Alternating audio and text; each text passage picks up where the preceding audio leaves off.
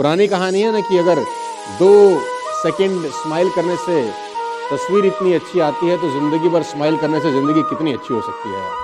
हम 2008 में सिंगापुर चले गए पहली बार, और जब हम जिस फ्लोर पे थे वो 55-56 लड़के थे हम। अच्छा माशाल्लाह उस वक्त हम जवान भी थे 2008 में। हाँ सुभान अल्लाह, हमारे में भी कुछ बात थी उस जमाने में। और एक ही फ्लोर पे 55-56 कमरे, बहुत बड़ा होटल था। अब गलती से उसी फ्लोर पे कुछ अंग्रेज भी रहते थे। अच्छा अंग्रेज बड़ा सिंपल सा, धीरे से चले, खाएं तो उनको भी ना पता चले कि कुछ खा रहे हैं, किट किट किट किट करें, हंसने का तो सवाल ही पैदा नहीं होता। उनके पास तो ऐसा कोई चुटकुले भी नहीं है जिसको सुन के खूब खूब हंसे। हमारे को तो पता ही है रात को 9 बजे के बाद कमरे में क्या होता है फिर।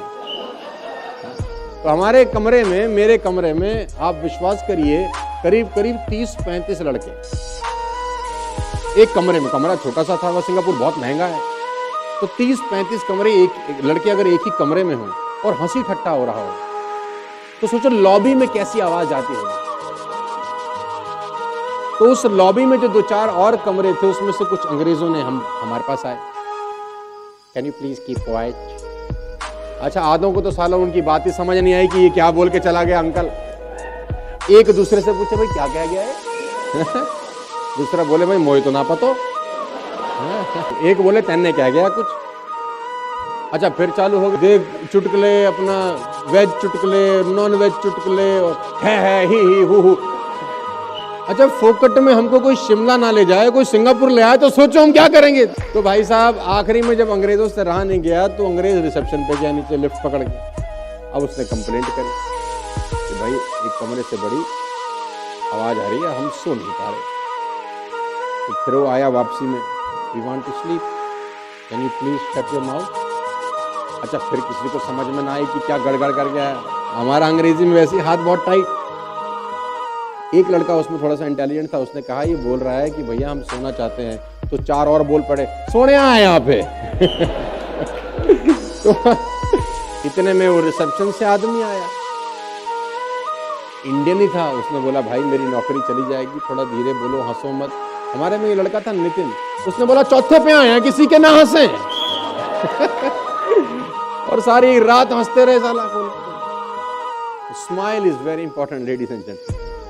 हंसते रहिए, मुस्कुराते रहिए, आगे बढ़ते रहिए, हंसिए। कोई बात मिले तो हंसिए, नहीं तो बिन बात हंसिए,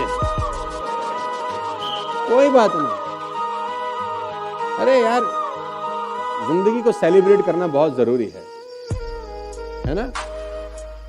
कहते हैं don't be serious in life but take life seriously. 2 तरीके होते हैं हमारे पास एक्ट करने के। एक है हम खुश होने के लिए एक्ट करें, यानी कि एंट्रेंस क्रैक करना है, वो हो जाएगा तो मैं खुश हूँ, नहीं हुआ तो मैं परेशान हूँ, ये पर्सन मुझे मिल जाना चाहिए, ये मिल गया तो मेरी लाइफ सेट है, नहीं मिला तो मेरी जिंदगी झंड है बट ऐसे ही हम जीते हैं। तो ये एक तरीका है जिंदगी को जीने का, यानी कि खुश होने के लिए काम करो, खुश होने के लिए काम करके कुछ अचीव करो, वो अचीव कर लिया तो खुश हो जाओ कुछ देर के लिए, फिर दुखी हो जाओ क्योंकि फिर कुछ और अचीव करने में लग जाओ, फिर भागो। ये एक तरीका है, यानी खुश होने के लिए स्ट्रगल करते रहो, मरते रहो। इसका स्टार्टिंग पॉइंट क्या है? दुख, कि मैं दुखी हूं, अभी मैं इनकम्प्लीट हूं, अभी मैं बेवकूफ हूं, अभी मैं अनसक्सेसफुल हूं, तो मुझे सक्सेसफुल होने के लिए, मुझे कंप्लीट होने के लिए, मुझे ये बनने के लिए मुझे ये करना पड़ेगा। वो हो गया तो मैं दुनिया की नजरों में उड़ जाऊंगा या उड़ जाऊंगी, नहीं तो मैं गिर जाऊंगा, गिर जाऊंगी। ये एक तरीका है। दूसरा तरीका क्या है? If you understand deeply who you are, तो वहां से जो स्टार्टिंग पॉइंट है वो चेंज हो जाता है। अब आपको खुश होने के लिए और कुछ नहीं चाहिए। आप खुश हो, इसी मोमेंट में खुश हो, चाहे कुछ करो या ना करो। अब उस खुशी से एक्ट करो, मतलब अब 24 घंटे खुश रहो, और खुशी खुशी कुछ करना है तो करो, नहीं करना तो मत करो। किसी के बाप का कर्जा देना है सोचो समझ गए ना। करना है तो खुशी से करो, नहीं करना तो खुशी से मत करो।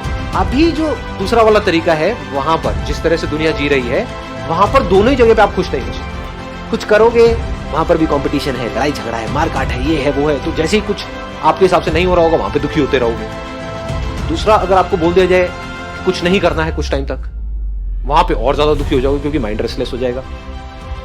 तो लोग कुछ करने में भी दुखी हैं, क्योंकि जब करते हैं तो बहुत सारी चीजें ऐसी होती है जो हमारे हिसाब से नहीं हो रही होती है, तो वहां भी दुखी हो जाते हैं।